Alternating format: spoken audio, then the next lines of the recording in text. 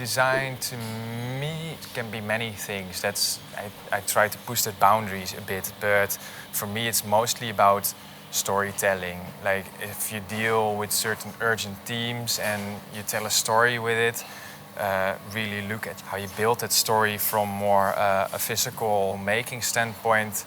That's sort of what design is to me. My project is called Natland. It's a project about the Netherlands and the future and in relation to water. My project consists out of 3 main parts. I made 2 objects and 1 animation film, and all the objects appear in the animation film. So I made 2 stills, 6 meter high, the miniature version I animated, and then I made them like real size as well.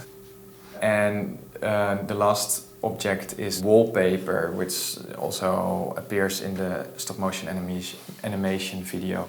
It's made to react on water and change when it gets wet.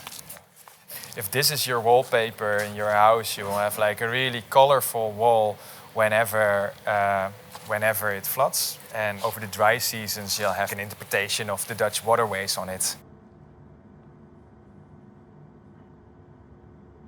If you look at the climate discussion, it's always one of 2 narratives. It's either really like optimistic or utopian, or like really pessimistic or dystopian. But like the truth is mostly somewhere in the middle. In a sense, my project tries to be an antidote to this. So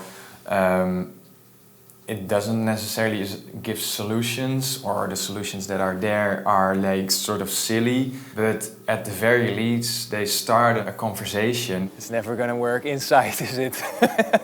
Everybody can say, like, if you see the stilts, like, yeah, probably the boat is the superior option of moving around, but yeah, well, that's already a good start for a conversation. The project is really about learning to live with water instead of like this really water fighting mentality. Climate change is not going to go away. We're going to have floods.